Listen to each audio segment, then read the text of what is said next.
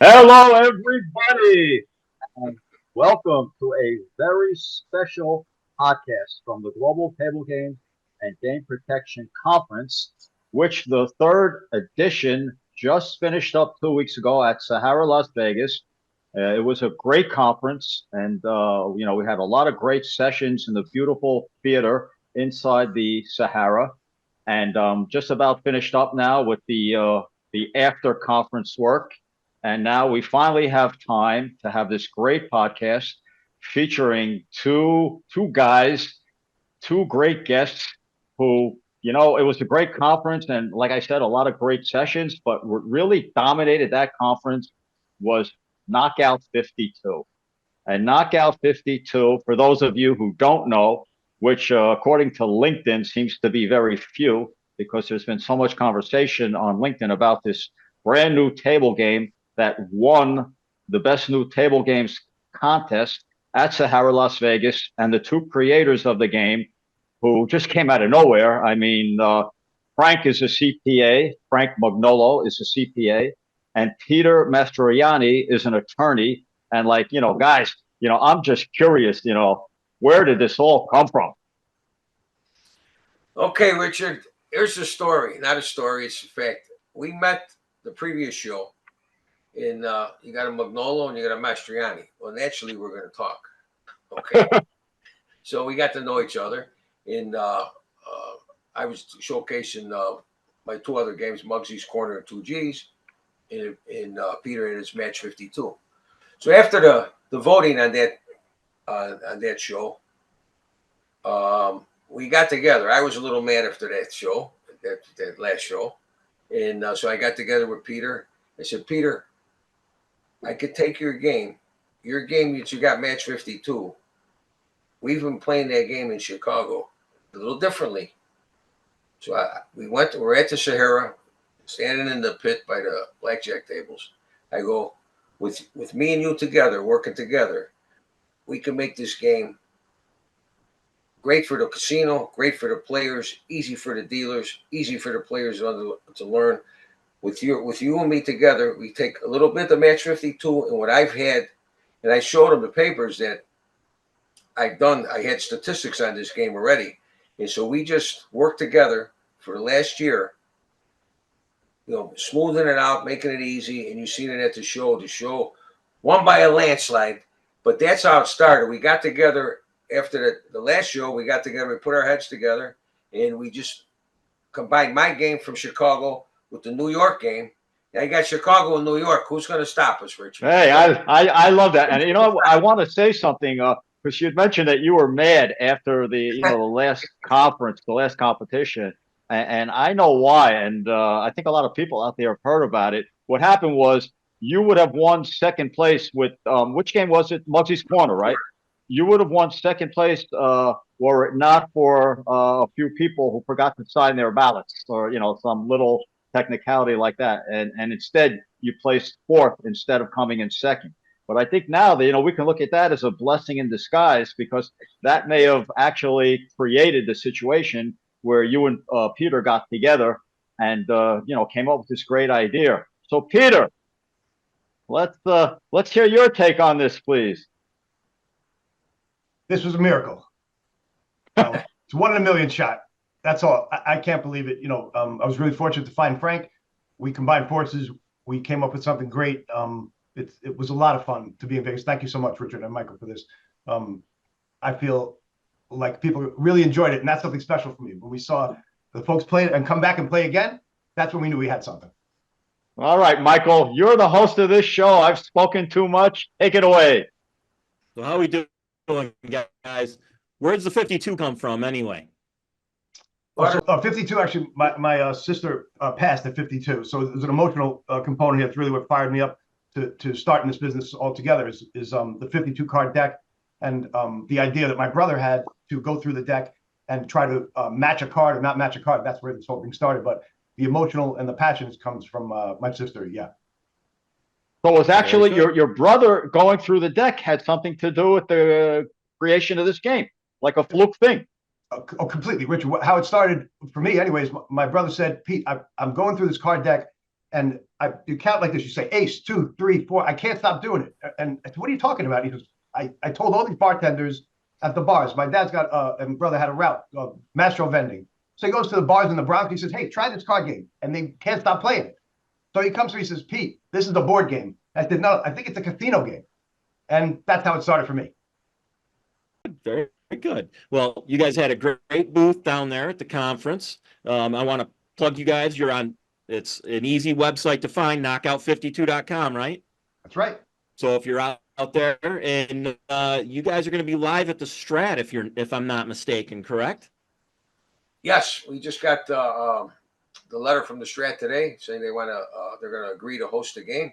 So hopefully in the next month or so, we're going to send everything into the Gaming Commission, and it should go pretty quick because it's all based on with the Gaming Commission, our backgrounds, which I already have 5 games with them, so it'll be no problem. Right. Peter's a lawyer, so that will go through, and the math is so easy on this game. They're just gonna, well, okay, it's approved. I mean, that's how simple it is. It should go pretty quick. I hope. I've got my fingers crossed. It's gonna go quick. I love that. The Strat right on the Strip in Las Vegas. What a place to make a debut. That's really great. And talking about the numbers, this is the first game. What's so historic about this occasion? It's the first that I've ever heard of. Not only winning a contest, but it's actually the first table game that has nothing to do with the big 5, meaning poker, blackjack, roulette, craps, and baccarat. Has nothing to do with that. And so this is the first major installation of a game that is completely different than all the others. So Frank and Peter, tell us about the ease of which this game is dealt and the numbers that the casino, the profit that the casino is going to make from this. Sure. So it's very easy. When people see it, they say, why didn't I think of that? And that's some magic, I think. What happens is we have a board that has ace to king 4 times. Just says ace to king, and we deal the 52 cards into the ace to king slots until there's a match. That's called a knockout. If it happens the first time through, it's round 1. The second time is round 2, round 3, round 4. If it goes all the way through, we call that an all the way. And that pays 50 to 1. Knockout. Great name, too. Yeah.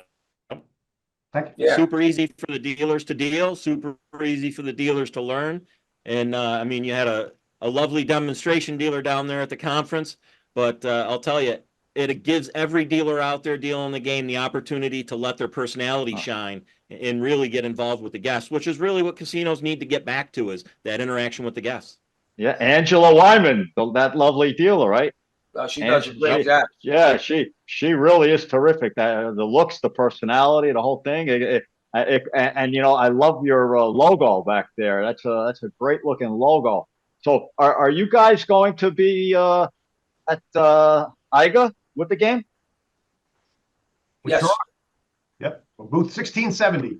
We've got a big showing there. We'll have the ring set up around the booth. All right. I think that was something interesting too, Richard, at the show. What we had set up was a boxing ring around the table, and that seemed to attract everyone's attention.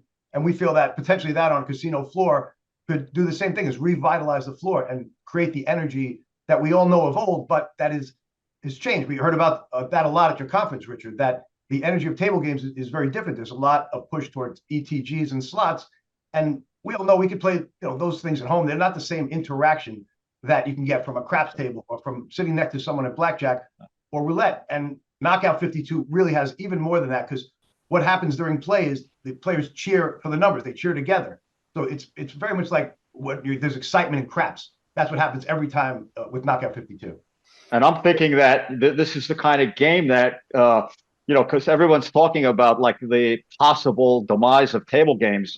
This is the kind of game that could revitalize the whole table games industry. It could take off like one of the like Caribbean Stud did back in the 80s, or Roger Snow's game, 3-card poker, right?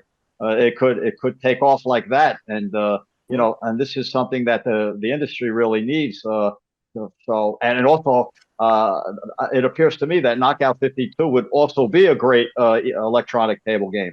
Now, Frank, I didn't give you a chance to talk about the numbers, so would you do that? Enlighten us. Yeah. Okay. Now, what's also unique about the game is a lot of people when they come to the casino, they're afraid to go up to crap table. They're intimidated. They don't want to play blackjack because they hit on the wrong card. Then they get an argument with the guy. Well, you shouldn't have hit. This game's like roulette. Okay, it's but it's better for the player than roulette. It's got a better house edge. Okay, and roulette is 5.26. Our game is, if you just bet the first round, which people are going to like this because they're going to win 65% of the time, just on the first round. It's a 3% house edge. So it's a very, and if you blend all the payouts together, it goes from 3% to 5.5%. Just what the casinos need, just what the casinos want. But what they're going to get is so many hands per hour because roulette's fast, but you still have to wait for the ball to go around. You got to collect the chips. This is 1, 2, 3, boom, knockout. And that's what the casinos like, hands per hour. And the casinos, the players are going to like it. The dealers, you get a brand new dealer, right? First time on the floor. Well, put him on this game. He gets used to the floor. All he has to deal is 1, 2, 3, ace through king. So it's good for the casinos. The players are going to pick it up immediately. And like Peter said, they'll be calling out the cards. You're going to be watching the cards. You just get mesmerized by what's coming out because you're looking for the match too with the dealer. So it's fun. It's easy.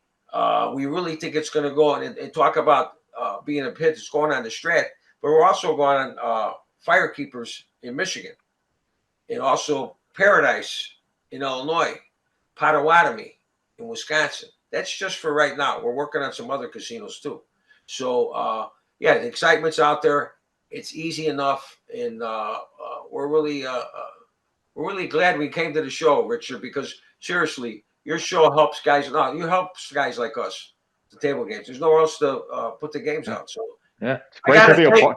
I gotta thank Andy. I don't want to thank. No, it's great. It's great to be a part of this, and like from what you're saying, the excitement is generated. Like people are trying not to get knocked out to win the big prize, right? If they don't get knocked out, they win the big prize. Right? So but a lot of people want to get knocked out in the first round. You know, they get knocked out. If they but the big prize. But that's what's great about it. Yeah. There's five choices. You're not required to play all 5 of those choices, correct? You get to choose. You could play 1, you could play 2, you could play all 5. Right. So it's not like a lot of these derivative games where, you've got to put out $25, $50 just to see the hand. You're hey, correct. Michael, what's the one thing that they could also put on that game to even make it better that we haven't discussed yet? What's the next thing that everybody thinks of to attach to the table game? Right? Progressive. The progressive. Of course. You're leading me down a road and my brain's not getting there, Richard. Yeah. So Michael. I know what you're talking Michael, about. You're talking about progressive. Yes, Michael. Ask the two gentlemen there what they might want to do about the putting a progressive on that game. Well, me and Peter already talked about it. It's for a table game right now, like in Vegas and the other casinos, the way it is right now, the way to go. But we've been working on a video version, and I think if I remember correctly, one of the payouts would be 150,000 to 1 on the progressive. But that's not on the table game right now. This should be more on the video game. Too complicated to put it on the table game. But how about something like 3 all the way winning bets in a row or something like that? 150,000 to 1. That's the one you mean, yeah. Oh, we already have it, Peter. Peter. I should have known, man. I should have known you already had it. Well, we're working on it. Right now, it's the table game. Exactly. We're trying to revitalize the table game, get people excited, something new, something different. It's not, your grandfather's table game, something like that, as old as I am, right? I think, of course, the new people coming to casinos want to see something new and not just a derivative, right? It's a brand new game. It's got a hot name, ring around it. And again, when they see the simplicity and the energy, it's the energy that makes the game.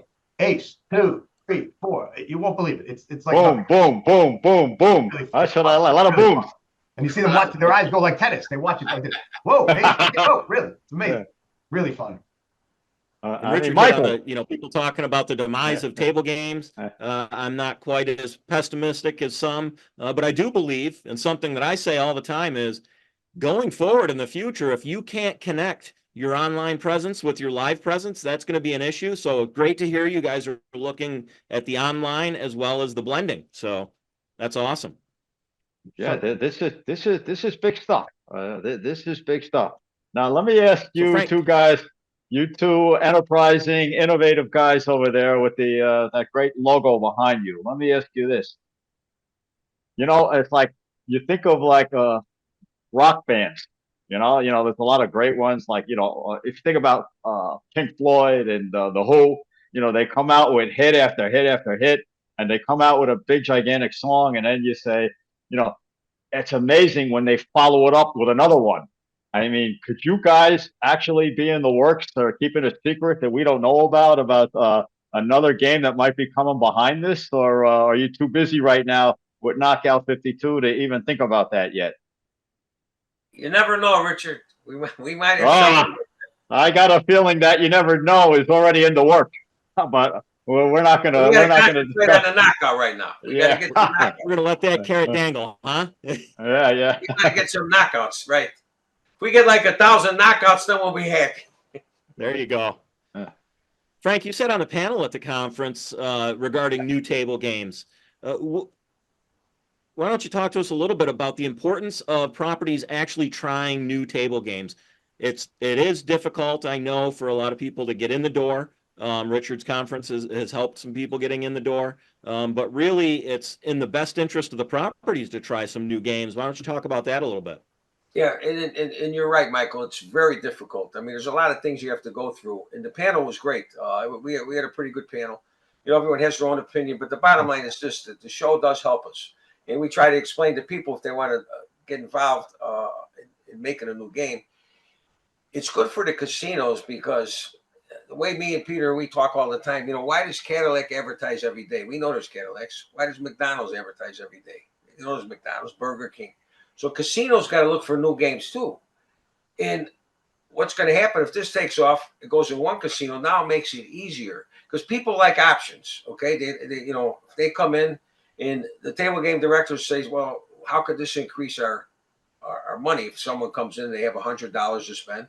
Well, maybe they'll come to the casino because of Knockout 52. So you're getting their 100 because of the new game. It just give the players the option. The new games will stand out. The game. And me and Peter talk about this all the time. The game has to stand on its own.